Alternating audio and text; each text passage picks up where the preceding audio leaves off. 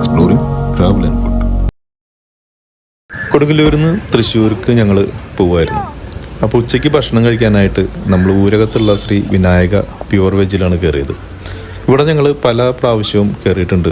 ഇപ്പോൾ ബ്രേക്ക്ഫാസ്റ്റിനാണെങ്കിലും ലഞ്ചിനാണെങ്കിലും ഡിന്നറിനാണെങ്കിലും ഇവിടെ കയറി ഭക്ഷണം കഴിച്ചിട്ടുണ്ട്.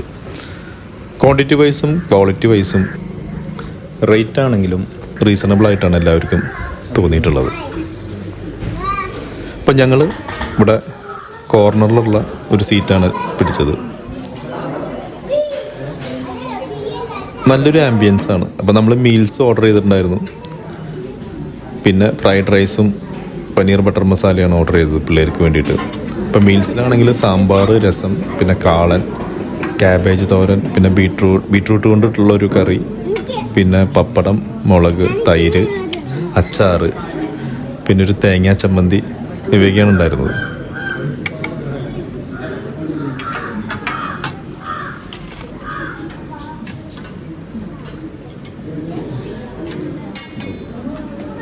ചോറ് പൊന്നിയരിച്ചോറാണ് ഞാൻ പറഞ്ഞത്. കാരണം എനിക്ക് പൊന്നിയരിച്ചോറാണ് കൂടുതലും ഇഷ്ടം.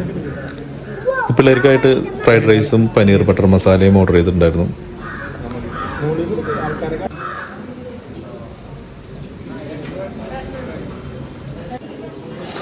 ഞാൻ ആദ്യം കുറച്ച് സാമ്പാർ ഒഴിച്ച് ചോറ് കഴിച്ചു നോക്കി.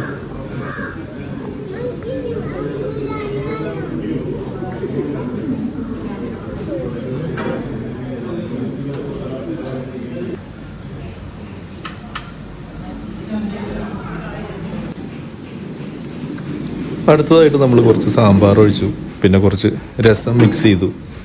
അതിൻ്റെ കൂടെ കുറച്ച് കാളനും കൂടി ചേർത്ത് ആ ഒരു കോമ്പിനേഷൻ എങ്ങനെയുണ്ടെന്ന് നോക്കണമല്ലോ. നമ്മൾക്ക് പലതരം കോമ്പിനേഷൻസൊക്കെ ഒന്ന് ടേസ്റ്റ് ചെയ്യണമല്ലോ. എപ്പോഴും ഒരേ കോമ്പിനേഷൻ ടേസ്റ്റ് ചെയ്താൽ ശരിയാവില്ലല്ലോ.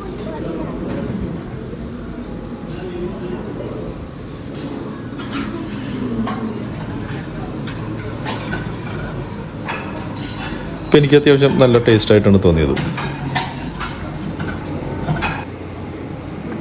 ഇവിടുത്തെ ഭക്ഷണമൊക്കെ അത്യാവശ്യം നല്ല ക്വാളിറ്റി ഉള്ളതും നല്ല ടേസ്റ്റുള്ള ഭക്ഷണമാണ്. ഞങ്ങൾ പല പ്രാവശ്യം കഴിച്ചിട്ടുണ്ടെന്ന് ഞാൻ പറഞ്ഞിട്ടുണ്ടായിരുന്നു. ലാസ്റ്റായിട്ട് നമ്മൾ കുറച്ച് തൈര് ഒഴിച്ച് മിക്സ് ചെയ്തിട്ട് കഴിച്ചു നോക്കി.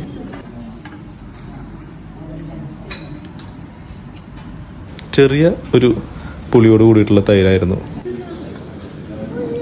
സേമിയ പായസമായിരുന്നു ഇന്നുണ്ടായിരുന്നത്. സേമിയ പായസം അത്യാവശ്യം നല്ല ടേസ്റ്റുള്ള സേമിയ പായസമായിരുന്നു. ഇതാണ് ഞങ്ങൾക്ക് ആകെ വന്ന ബില്ല്. അപ്പോൾ ഭക്ഷണമൊക്കെ കഴിഞ്ഞിട്ട് ഞങ്ങൾ യാത്ര തുടർന്നു. ഇപ്പോൾ ഈ ഹോട്ടലിൽ നിന്ന് ഭക്ഷണം കഴിച്ചിട്ടുള്ള ആൾക്കാർ ദയവായിട്ട് കമൻറ്റ് ചെയ്യുക. അടുത്തൊരു വീഡിയോ ആയിട്ട് ഉടൻ തന്നെ കാണാം. നിങ്ങളുടെ സപ്പോർട്ട് പ്രതീക്ഷിക്കുന്നു.